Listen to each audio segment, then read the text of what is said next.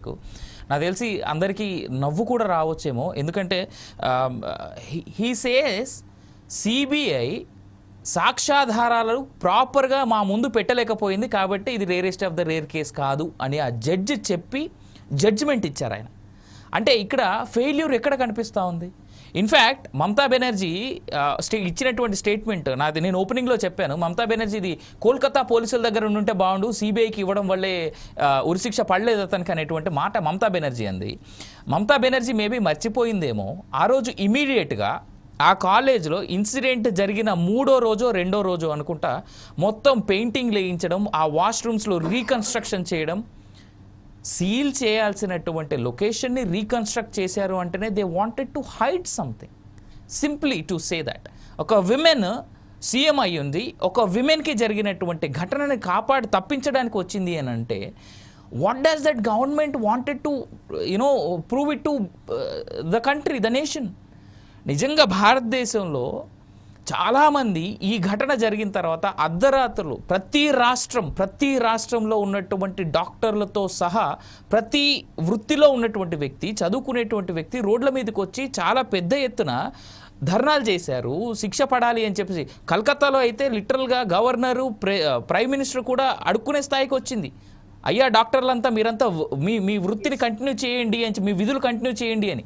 అయినప్పటికీ కూడా ఇంత ఇదిగా ఇక్కడ సిబిఐ ఫెయిల్యూరా లేదంటే స్టేట్ గవర్నమెంట్ ఫెయిల్యూరా అనేటువంటి విషయాన్ని పక్కనెడితే, సంధ్య గారు ఒకసారి మళ్ళీ మీ దగ్గరకు వస్తాను నేను. సంధ్య గారు, ఈ స్టేట్మెంట్స్ ఇప్పుడు మమతా బెనర్జీ ఇచ్చినటువంటి statements, maybe I had carried some respect on her, but after the statements and all, ఆవిడ చేసినటువంటి వాటి వల్లే ఆ రెస్పెక్ట్ కూడా పోయిందని నేను డిబేట్ సాక్షిగా చెప్తాను. I'm sorry to commit the statements. కానీ ఈ అమ్మాయి ద్వారా, ఎవరైతే అమ్మాయి చనిపోయిందో ఈ ఆర్జికర్ కాలేజ్లో, గత 12 ఏళ్ళుగా, నాకు తెలిసి 18 ఏళ్ళు అనుకుంటా, 18 ఏళ్ళుగా ఏదో రకమైనటువంటి ఆకృత్యాలు ఈ కాలేజీలో జరుగుతున్నాయి, ఈ మెడికల్ ఇన్స్టిట్యూట్లో జరుగుతున్నాయి అని చెప్పేసి చాలా ఇన్సిడెంట్స్ వచ్చాయి. ఈ కాలేజ్కి సంబంధించినటువంటి ఒక వైస్ ప్రిన్సిపాల్ కూడా చనిపోయినటువంటి ఘటన ఉంది. If we go back and see the history of this particular college, right? మీరేమంటారు సంధ్య గారు? ఇందులో మేము మొదటి రోజు నుండి ఆర్జికర్ ఘటన జరిగినప్పటి నుంచి కూడా ఒక్కళ్ళు కాదు ఇంకా ఉన్నారు అని అక్కడ లోకల్ గా తోటి విద్యార్థినులు, ప్రొఫెసర్ల నుంచి వచ్చినటువంటి అభిప్రాయాన్ని మేము కూడా పరిగణలోకి తీసుకుని ఆ డిమాండ్ని ముందుకు తెచ్చాం. అన్ని మహిళా సంఘాలు కలిసి దేశవ్యాప్తంగా ఆందోళనలో ఉన్న మన హైదరాబాద్ లో కూడా ఇందిరా పార్క్ దగ్గర అన్ని మహిళా సంఘాలు కలిసి మేము ధర్నాలు చేశాం. ఏంటి మా డిమాండ్ అంటే, సిబిఐ విచారణతో కాలయాపన చేస్తున్నారు, నేరస్తులు చాలా మంది ఉన్నారు, లేదా ఒకళ్ళకన్నా ఎక్కువే ఉన్నారు తప్ప అది సామూహికంగా జరిగిన దాడి, సామూహిక అత్యాచారం, ఇవన్నిటి మీద కూడా తగిన విచారణలో లోపాలని ఎప్పటికప్పుడు ఎండగడుతూ వచ్చారు. స్థానికంగా డాక్టర్లే కాదండి, జూనియర్ డాక్టర్లు, స్టూడెంట్స్ కాదు, ప్రభుత్వ డాక్టర్లు బెంగాల్ రాష్ట్రం యావత్తు ఆందోళనలో దిగారు. కలకత్తాతో సహా సామూహిక రాజీనామాలు చేశారు. ఆ రాజీనామాలు ఉపసంహరించుకోమంటే కూడా ఉపసంహరించుకొని అంత పట్టుదలతో ఉద్యమం సాగింది. అంటే దేశంలో ఇటువంటి ఘటనలు ఎన్నో చోట్ల జరిగాయి, కానీ అంత పెద్ద ఎత్తున వెల్లువెత్తున ఆందోళన మనం మిగతా ఘటనలు చూడలేదు. అంటే అంత ఆందోళన పెళ్లిబొకింది అంటే అక్కడ జరిగినటువంటి లోపాన్ని పసిగడితేనే కదా. అంటే ద డే 1 నుంచి నేను ఇందాక చెప్పా, కేంద్ర ప్రభుత్వం, రాష్ట్ర ప్రభుత్వం రాజకీయాలు కాదు, జరిగిన లోపం, అటు సిబిఐ విచారణ లోపం, స్థానిక పోలీసుల లోపం, నేను మొదలే మీకు చెప్పాను. అది మొదటి రోజు నుంచి కనపడుతుంది. స్థానిక పోలీసులు సాక్ష్యాధారాలు సేకరించడంలో కావచ్చు, వాటిని ఎస్టాబ్లిష్ చేయడంలో కావచ్చు, క్రిమినల్స్ ని, అట్లాగే ఇందాక ఎవరో అన్నారు ఎవరి మీద లేవని ఉన్నాయి, అతను కూడా ప్రిన్సిపాల్ కూడా సందీప్ ఘోష్ కూడా బెయిల్ మీదే ఉన్నాడు. కానీ ఈ రోజు ఈ తీర్పుతోటి వాళ్ళందరూ స్కాట్ ఫ్రీ అయిపోతున్నారు. సందీప్ ఘోష్ మీద కూడా కేసు ఉంది, కానీ తర్వాత నమోదు చేసినప్పటికీ వాళ్ళంతా బెయిల్స్ మీద దర్జాగా తిరుగుతున్నారు.